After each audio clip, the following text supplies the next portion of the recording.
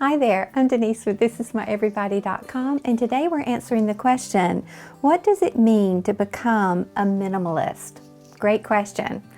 Now, if you have landed over on This Is My Everybody, you may already be a little surprised by seeing a focus on color, on fun, on creativity, because these are words that not everyone thinks of when they're thinking about a minimalist lifestyle.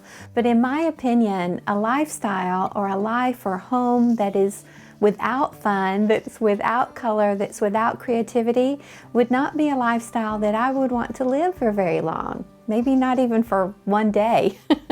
So if you are one of those people that are surprised by starting minimalism with this approach, then perhaps you already have a picture in your mind of what you think a minimalist lifestyle looks like. So let's start our decluttering process right now by taking that mental picture and tossing it to the curb. Great, we're on our way.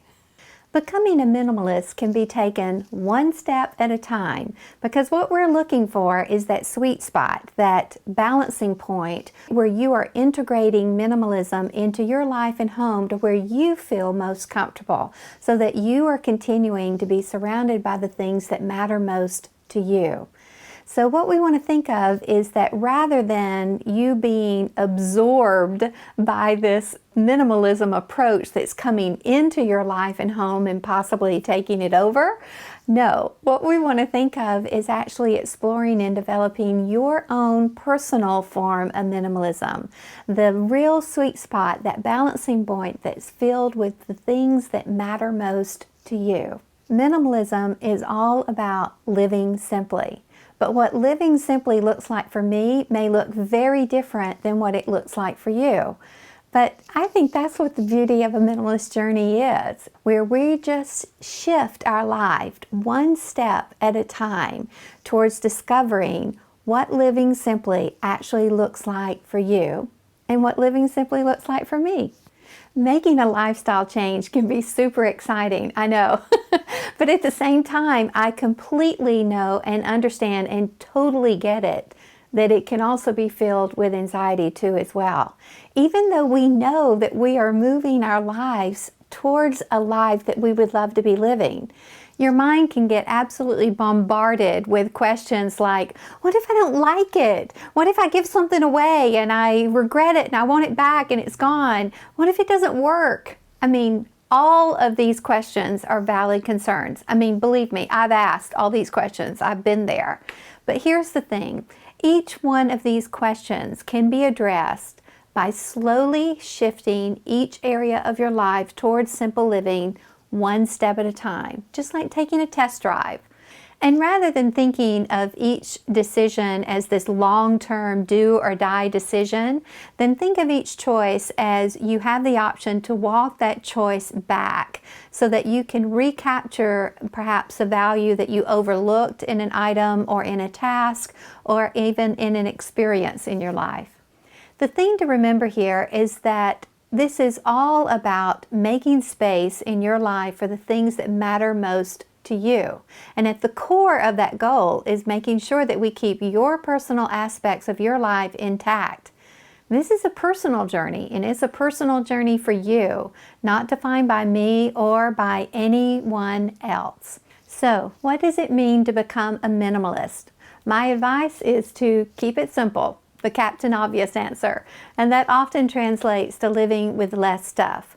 It could mean less physical stuff like material possessions, but it can also mean less mental stuff like jam-packed schedules and that overwhelm that creates in our life and home, because we want to fill that new space with more experiences, things that matter most to you. Let me say that again. Things and experiences that matter most to you, not anyone else, not comparing your experience to anyone else. I wouldn't even want you to go back and compare your previous experience before starting this simple living journey to any simple living habits that you may or may not adopt moving forward. No guilt. Why? Because every chapter in our life has purpose and meaning. And as we move towards a life of simple living, towards that life that you would love to be living, it is always going to be a work in progress. And you certainly don't want to be on this journey racked with guilt and regret that you didn't start this sooner. Your intention is always to move towards a better life, defined by what a better life looks like for you. And as we move forward on that journey towards a simple life, I encourage you to embrace your life, embrace your home, embrace every experience in every single moment of your life. Be happy. Each one of those moments are wonderful lessons in our life, teaching us, yes, I do want this in my life, and no, I do not want that in my life. Both the yeses and the nos are very valuable lessons, as they are connecting us to understanding what that life looks like, the life that we would love to be living. So let's wrap this up. What does it mean to become a minimalist? Making a lifestyle change, keeping your personal aspects of your life, keeping it simple, and making sure you're always moving towards a better life, as a better life is defined for you. Well, that's it for the question for today. Let me know in the comments below if you've got a question that you would like to see me answer in a future video. I always love to hear from you. And if you would like to join me on this simple living journey, make sure that you subscribe to my channel, and also make sure you tap that notification bell so you'll be the first one to be notified when I put out a new video every single week. Speaking of, here are 2 more videos that you might enjoy watching here. One is one of my favorite DIY projects to upgrade your front door, and the other one, a very healthy breakfast you can whip up in a snap. I hope to see you again soon. You are my everybody.